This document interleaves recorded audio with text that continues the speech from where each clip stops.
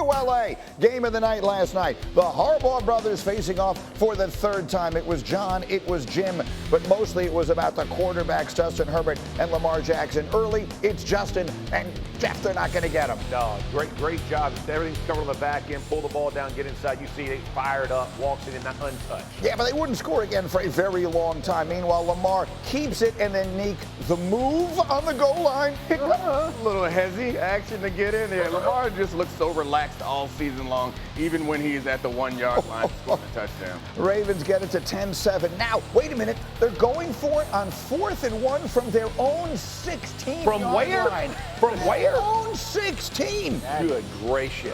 Aggressive.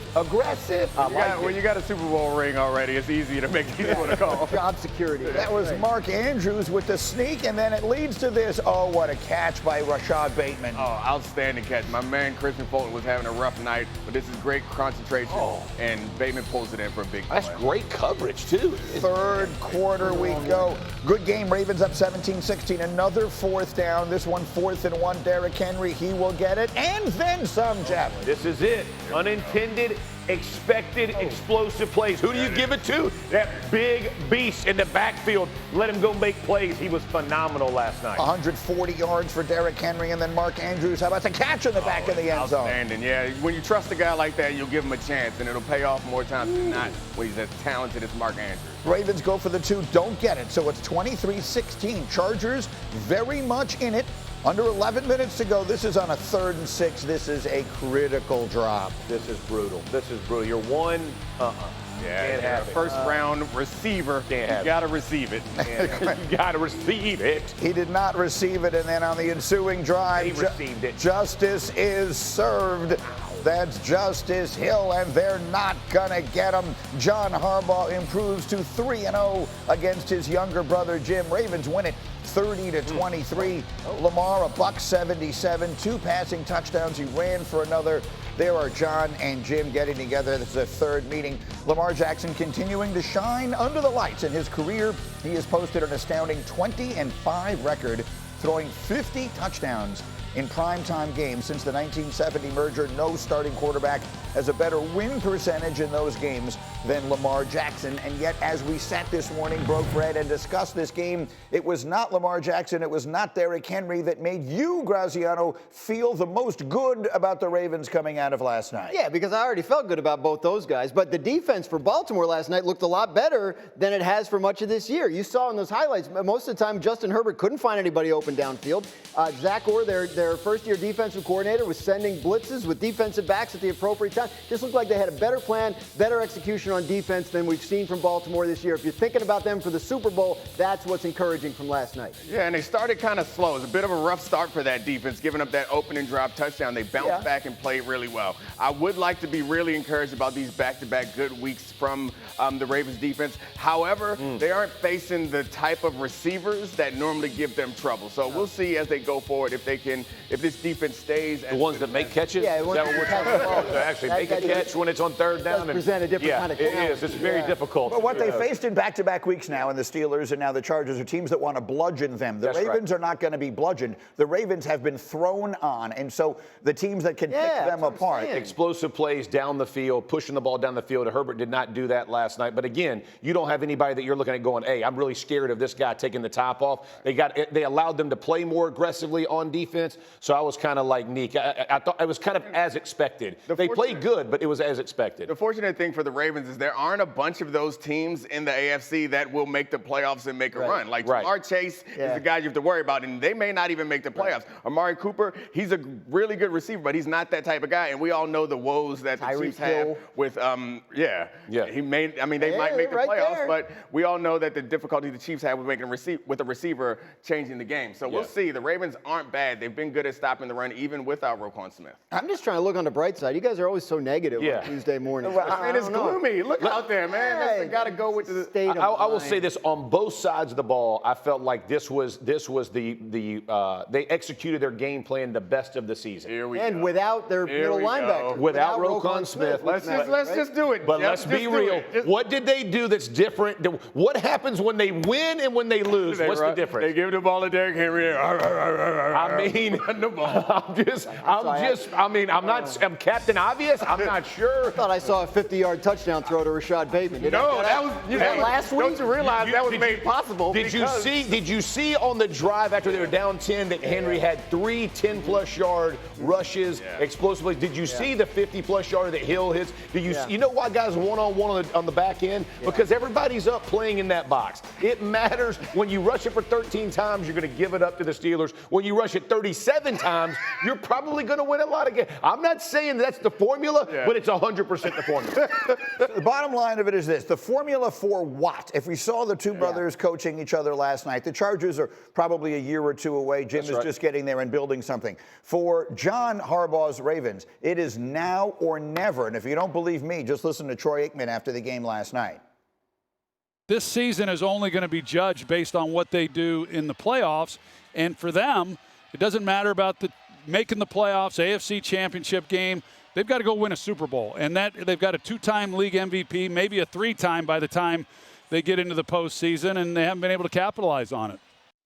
You know, so working with Teddy Bruschi, as I have now, more closely during this season on the Sundays, someone who has won multiple championships, it's interesting to hear the mentality, and there's Troy talking about that. When you don't get the reward, they were talking about San Francisco this week, Teddy was. When you make these deep runs year after year and you're banging your head and you don't get it, it's draining, it is So at some point, like the Ravens have to cash in on one of these. They've been too close too many times. You see what's happening to San Francisco right now. This is their year. 100%. Aikman's speaking gospel right there. They got to get this done. This is as good as they have been. They have to go take advantage. They didn't take advantage of it last year. Went and got Derrick Henry to go be able to bludgeon people, play these physical type games late in the year, January and February. And this is their time. They have to understand. And I've been on teams. Listen, I have played on teams where you get right to the edge and you get beat by the Patriots. Same thing for them against Kansas City. You get to that same point and that same team is your nemesis. Keep knocking you out. It does start to play games in your head. And until you can take that top off and go, hey, no, we're the better team now, and they have not gotten there. They have to show it again. They had a chance this year,